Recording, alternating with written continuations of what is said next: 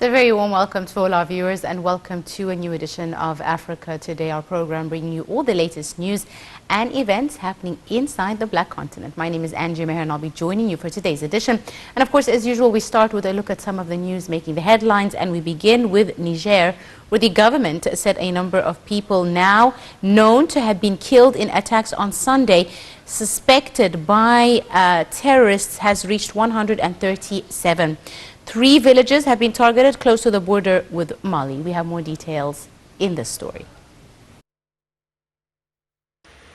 Armed attackers killed 137 people in coordinated raids on villages in southwestern Niger on Sunday, making it one of the deadliest days in recent memory in the country.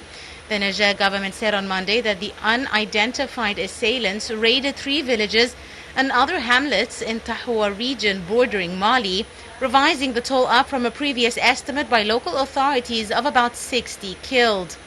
It added in a statement that by systematically targeting civilians, these armed bandits are reaching a new level of horror and savagery, announcing 3 days of national mourning. It did not say who authorities believed was behind the attacks. The security source earlier blamed Daesh terrorists, whose local affiliate is active in the zone. The violence is part of a wider security crisis across West Africa's Sahel region, which is also fueled by terrorists linked to Al-Qaeda. The UN said the attacks on Sunday might have been revenge for the recent arrests of people suspected of belonging to armed groups in the area. Unidentified assailants killed at least 58 villagers in the nearby region of Tilbury last Monday.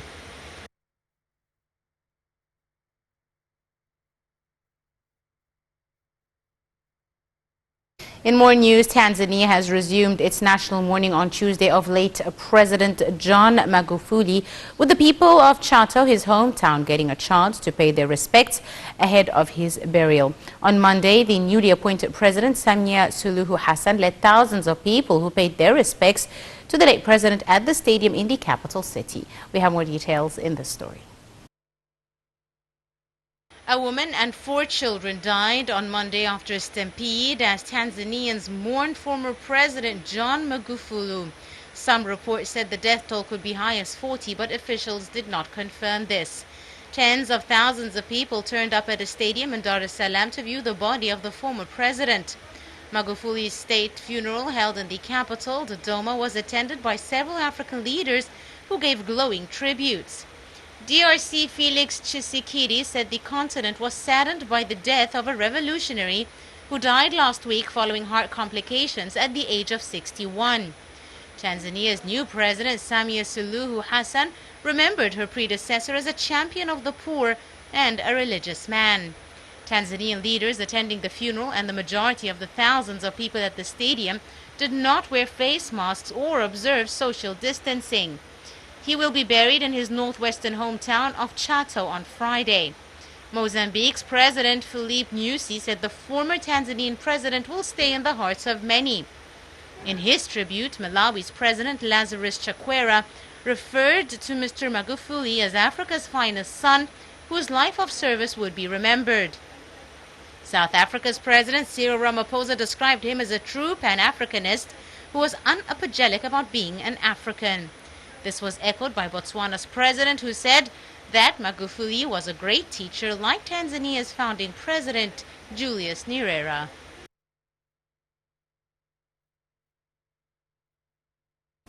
And back home, the Minister of Health announced that Egypt has received a new batch of the Sinopharm anti-coronavirus vaccine as a gift from China.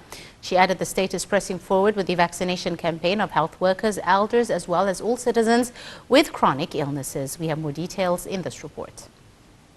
The Minister of Health, Dr. Hela Sayed, said that anti-coronavirus vaccines will be available at more than 600 hospitals and 5,000 health units within the coming period nationwide. A joint press conference with the Chinese ambassador to Egypt, Liao Liqiang, was held on Monday to announce the vaccines Egypt received from China to treat coronavirus patients. She praised President Abdel Fattah el-Sisi's leadership, under which the Egyptian-Chinese relations have developed. She continued that the ministry targets to vaccinate approximately 250,000 citizens by the end of this week, adding that Egypt and China are negotiating to manufacture COVID-19 vaccines in Egypt. The minister revealed that the state is in talks with the Chinese company to allow Egypt to conduct the third stage of clinical trials of the coronavirus vaccine. As for the vaccination for the Hajj season, Zayed said the anti-coronavirus vaccines will be provided to citizens who will perform the Hajj this season.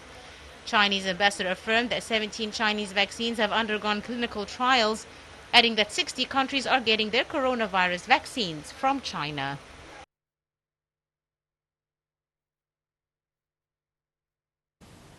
Welcome back, ladies and gentlemen. We're now delighted to be joined over the telephone by Dr. Ayman Abul Aila, head of the Health Committee in Parliament. Dr. Ayman, it's a very good afternoon to you, sir. Good afternoon. Thank you, sir, for joining us. Now, Doctor, how do you see the progress of the immunization program that has been launched by the state, especially targeting now medical practitioners, the elderly, as well as people with chronic illnesses? We know now in the whole world there is a lot of problems about vaccination and bringing the vaccine itself from the companies, different companies. Now in our country we are dealing with two main companies, one is Chinese, Sinopharm, and the other is British. We are talking about AstraZeneca. We bring this from COVAX. And this is why we have to be sure that the quantity is present. And I think the government now, the registration in the site is around 500,000 persons, and the vaccinated person is till now 30,000 from the normal population, otherwise working in the medical field.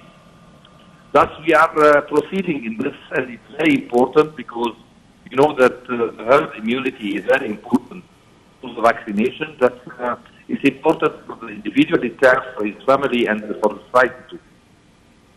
Yes. Yes. Dr. Ayman, do you see us moving with a good pace? How long do you see until the immunization campaign starts paying off with regards to immunity from the virus? This condition is depend on the world itself, not Egypt only. But if we are proceeding good and there is a good system in immunization, I think we can proceed in one year or something like that. It depends on the quantity, and it depends on the relation between the person and the health service. This is why we have to all of us to talk about the importance of vaccination, the rumors of grave side effects affect definitely the campaign, but we are ensuring people also that the side effect is as all vaccines, even taken by the children. Thus, we cannot till now give the vaccine on the age before 18, and for the pregnant person, not because it's not allowed, but because there is no enough researchers about those people. This is why we are targeting in Egypt around 35 million persons. I hope to finish in 1 year.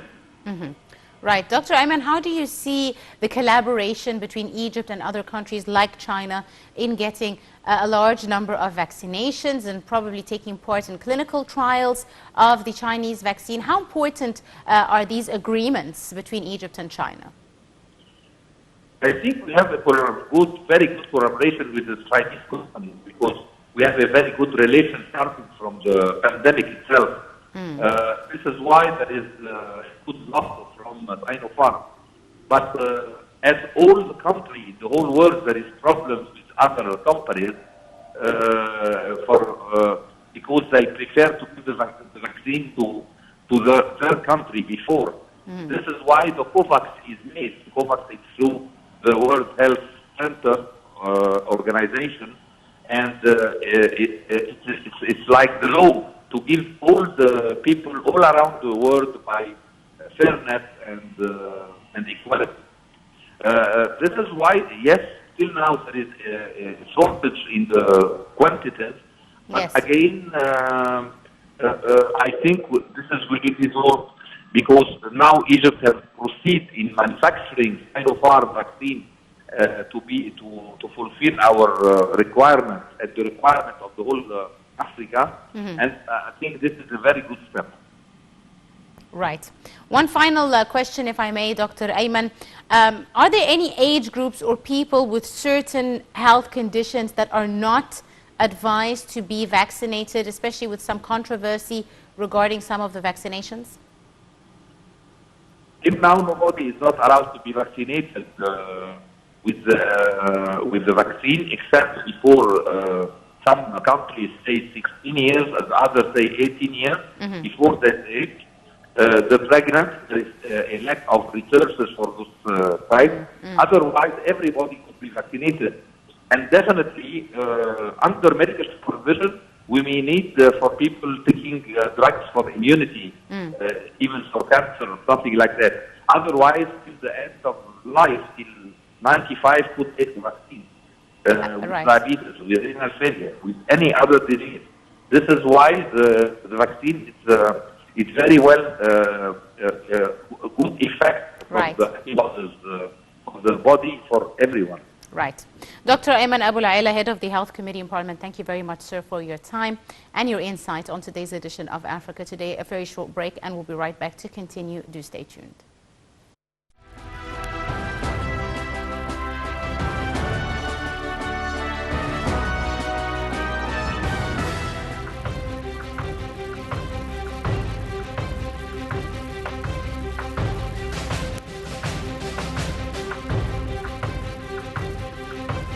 نحن لدينا مصير مشترك.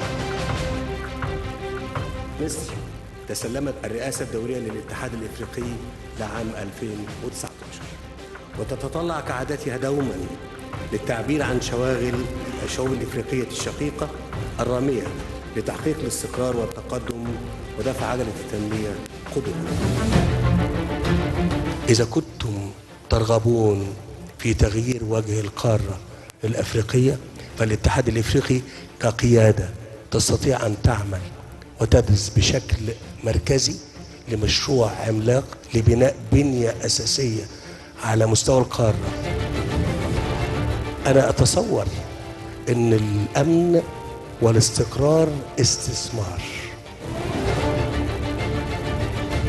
إذا لم تستقر هذه القارة والأمن فيها بمعدلاته عالية، هذا الأمر سينعكس بالسلب علينا كلنا.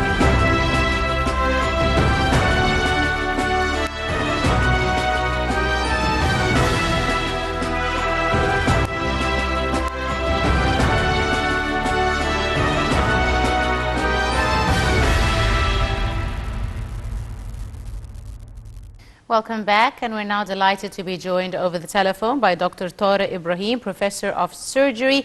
It's a very good afternoon to you, Doctor. Hello. Thank you very much. Thank you very much for joining us, Doctor.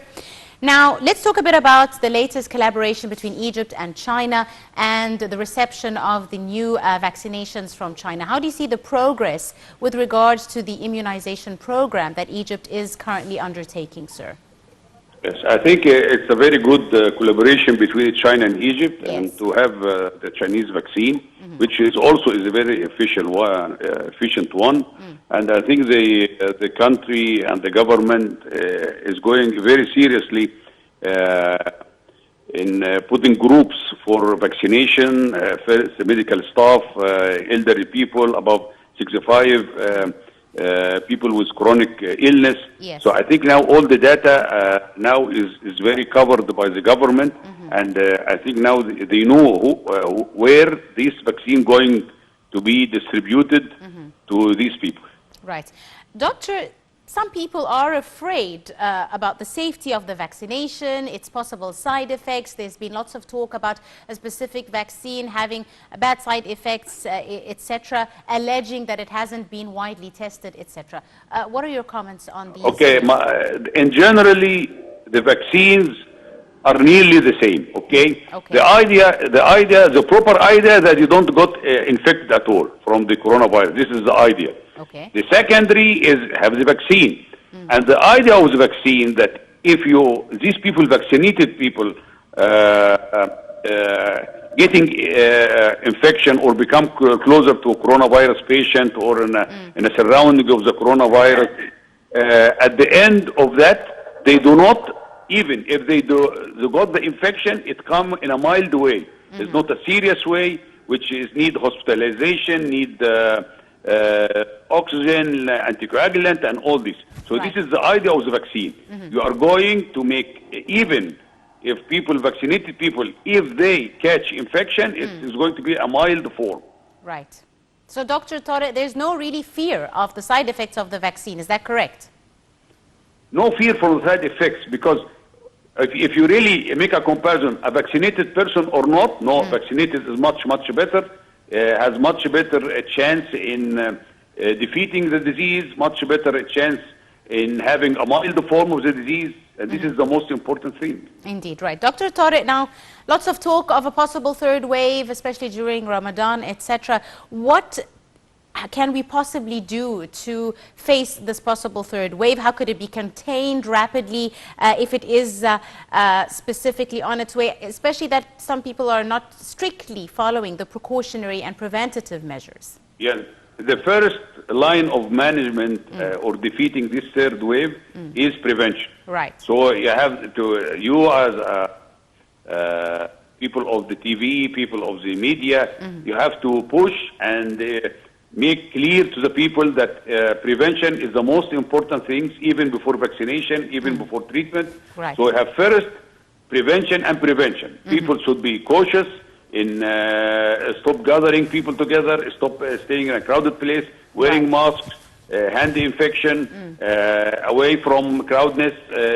When you are coming near a place which is supposed to be, you can meet a lot of coronavirus people, you have to be careful. Right. This is the only way. Prevention, prevention, and prevention, and then vaccination and management. Right. One final question, Doctor. The Minister of Health is saying that, of course, Egypt is regularly updating the coronavirus treatment protocol according to the global and WHO proposals. How important is this? And do you see the treatment of the coronavirus changing? Has it changed over the last few months? Yes, yes, definitely. How so? It's changing. It's according to the, this virus is changing the character, the way of infection, the way of the course of the disease is changing. So Egypt is really following this properly. They are changing the treatment. They have priority in the treatment. They have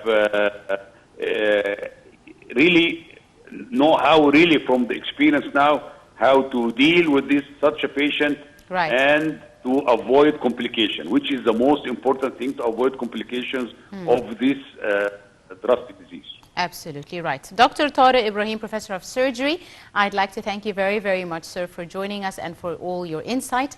And this wraps up today's edition of Africa Today. You were in the company of myself, Angie Meher. Many thanks for watching.